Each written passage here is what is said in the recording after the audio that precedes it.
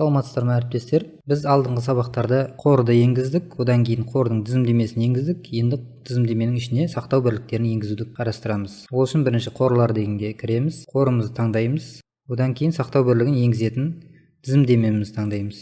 Осы тізімдемені таңдағаннан кейін іс қосу батырмасын басасыздар. Осындай бет ашылады. Осы бетте басқарушылық құжаттама деген таңдаймыз. Одан кейін біз істің атауын енгізуіміз керек.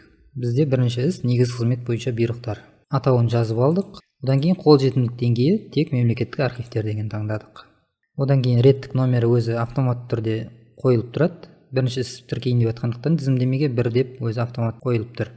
Литерлік номері болса литерлік номерін осы жерге жазуға болады. Одан кейін құрылған жылы.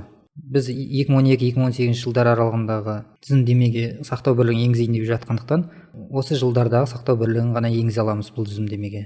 Яғни біз қазір осы жерге 2012 жыл жазамыз. 2012 жылдың бұйрықтарын енгізейін деп жатырмық. Одан кейін сақтау мерзімі тұрақты, істің индексі тізімдемеде қалай тұр солайына енгізесіздер. 0,1-де 6. Сосын сақтауды батырмасын басасыздар. Осылайына іс сәтті құрылды деп жасылмен шығады. Сосын осындай бет ашылады. Номер бірінші іс, индексі және істің атауы. Енді осы іске құжаттарын сканерлеп салуымыз керек. Ол үшін осы істі таңдаймыз. Құжат қосу батырмасын басамыз. Тасымалдаушының түрі қағаз құжаттың электрондық көшірмесі деген таңдаймыз. Электрондық құжатпен шатастырмауларыңыз керек осы жерде. Құжаттың индексі 0,1-де 6. Одан кейін құжаттың тақырыбы негізгі қызмет бойынша бұйрықтар. Тілі қазақ тілі, кириллица.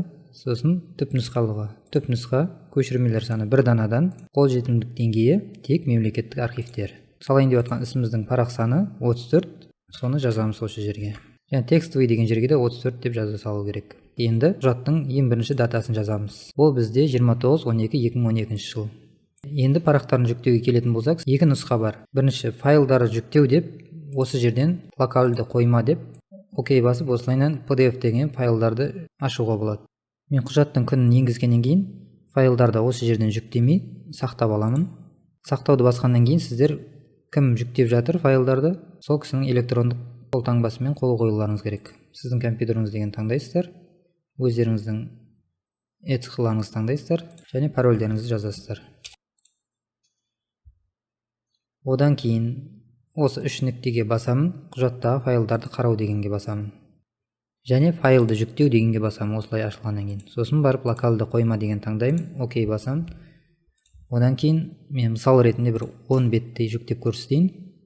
Бұл жердің бағанағы файл жүктеу деген жерден айырмашылығы қанша файл қалды, қанша проценті болды, сол көрсетіліп тұрады. Сол үшін мен осылайынан файлдарды жүктеймін. Мінекей көріп тұрғандарыңыздай мына жерде файлдар қалды 6, 40% деп көрініп тұр. Сіздерге көрініп тұр ма, көрінбей тұр ма білмедім, бірақ білінер білінбестен осындай бет ашылып, қанша қалды, қанша процентке толды, соны көрсетіп тұрады. Және файлдарды осы жерден салудың тағы бір айырмашылығы, сіздер салған файлдарыңызды осылайынан санай аласыздар. Кейде связьдің нашарлығына байланысты салған файлдарыңыз түспей қалады. Соны осы жерден санап көре аласыздар.